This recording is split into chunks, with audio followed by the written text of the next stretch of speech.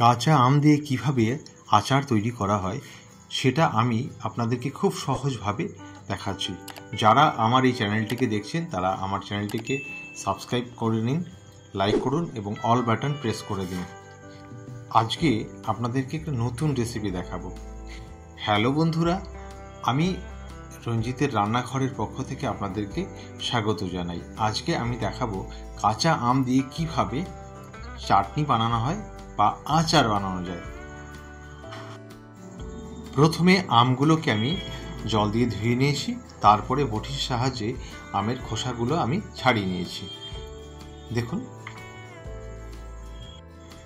এরপর সেই আমগুলোকে আমি আরেকবার ধুয়ে নিচ্ছি।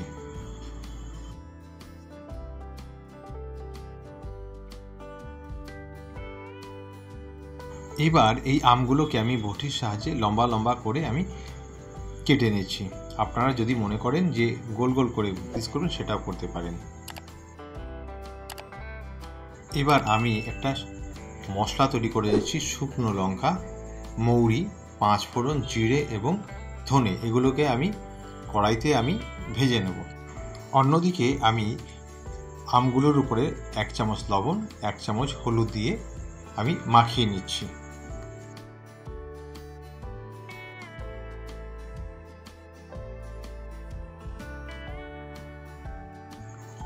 উনুনে আমি কড়াই বসিয়ে দিয়েছি। কড়াই গরম হয়ে যাওয়ার পর আমি সেই মশলাগুলো আমি কড়াইতে দিয়ে কিছুক্ষণ হালকা করে ভেজে নেব। ভেজে নেওয়ার পরে এবার আমি মিক্সিতে সেগুলোকে গুঁড়ো করে নেব। তবে গুঁড়ো করার সময় অবশ্যই খেয়াল রাখবেন।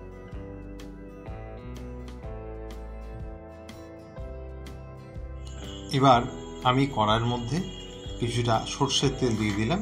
এবার একটা শুকনো লঙ্কা দিয়ে হালকা করে আমি ভেজে নিচ্ছি।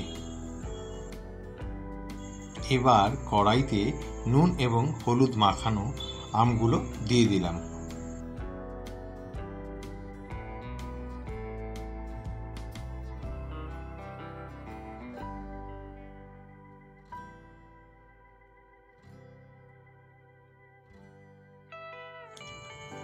এবার কড়াইতে যে আমগুলো দিয়েছিলাম সেগুলোকে আমি ঢাকনা দিয়ে 5 মিনিটের জন্য ঢেকে দিলাম। 5 মিনিট হয়ে গেছে, আমি আবার তুলে নিলাম। তবে আমি উনুনের আগুনটাকে আমি মিডিয়ামে রেখেছি। যেহেতু আমি 1 কেজি আম নিয়েছি, তার জন্য আমি 1 বাটি চিনি নিয়েছি। আপনারা কেমন মিষ্টি খাবেন তার উপর নির্ভর করবে আপনার চিনির পরিমাণ। আমি এই চিনির সঙ্গে কিছুটা পরিমাণ গুড় ব্যবহার করেছি, আখের গুড়। আপনারা যদি মনে করেন যে গুড় দেবেন না, আপনারা স্কিপ করতে পারেন।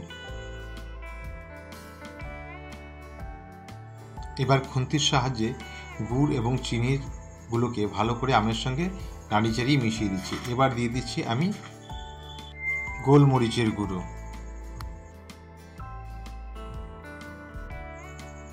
এবার আমি এর মধ্যে 1.5 চামচ মতো ভিনিগার দিয়ে দিয়েছি। যদি ভিনিগার না থাকে আপনারা নাও দিতে পারেন। আর ভিনিগারটা দিলে আপনি অনেক দিন পর্যন্ত আপনি এটাকে সংরক্ষণ করে রাখতে পারবেন। এবার আমি ভাজা মশলাগুলো এর মধ্যে ছড়িয়ে দিচ্ছি।